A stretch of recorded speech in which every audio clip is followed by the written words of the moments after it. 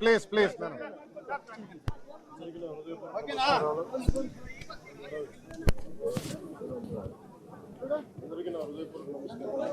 కొంచెం loud sir. April 22న 27 మంది నాయకుల్ని ఉగ్రవాదులు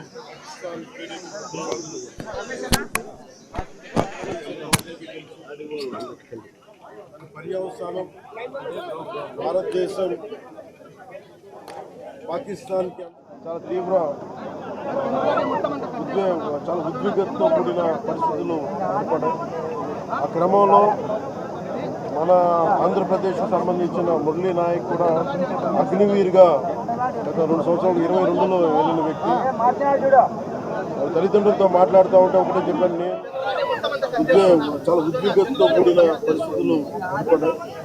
ఆ క్రమంలో మన ఆంధ్రప్రదేశ్కు సంబంధించిన మురళీ నాయక్ కూడా అగ్నివీర్గా గత 2 సంవత్సరాలు 22లో వెళ్ళిన వ్యక్తి.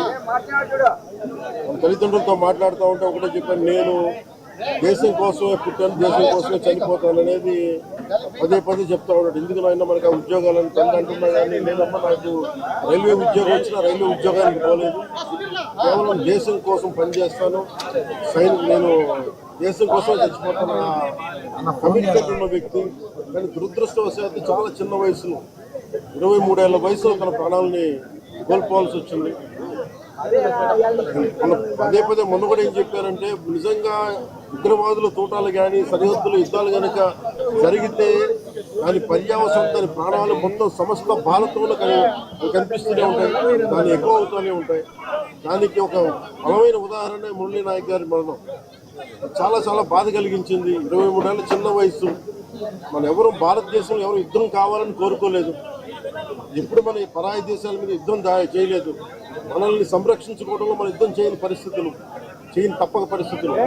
అలాంటి పరిస్థితుల్లో దీనికి మొదటిది కారణం పాకిస్తాన్ జనరల్, ఆర్మీ జనరల్ కూర్చోబెట్టి రెచ్చగొట్టి ఒక వారం ముందు, ఏప్రిల్ 22 ఒక వారం ముందు రెచ్చగొట్టి ఉగ్రవాదుల్ని ప్రేరేపించి అమాయకులైన మనుషులను చంపించేసి దానికి పర్యవసానమే. ఇక్కడ 47లో వాళ్ళు విడిపోయారు, వాళ్ళకి దాహం తీరల. 4 యుద్ధాలు చేశారు ఇప్పటిదాకా, దాహం తీరల. ఇప్పటికీ అమాయకులను పట్టం పెట్టుకుంటా ఉన్నారు.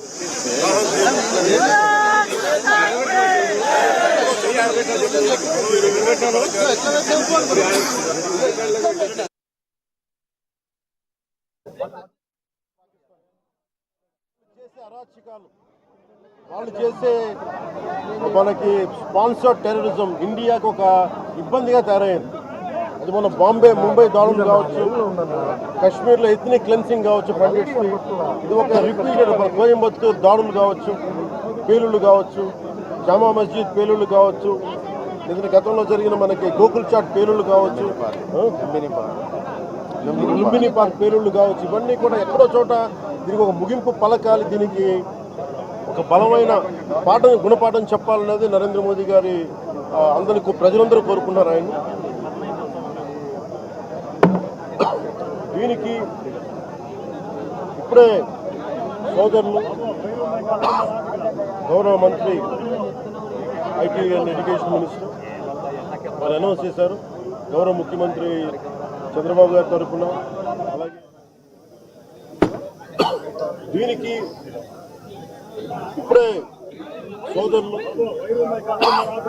గౌరవ మంత్రి ఐటీ అండ్ ఎడ్యుకేషన్ మినిస్టర్ వారు అనౌన్స్ చేశారు.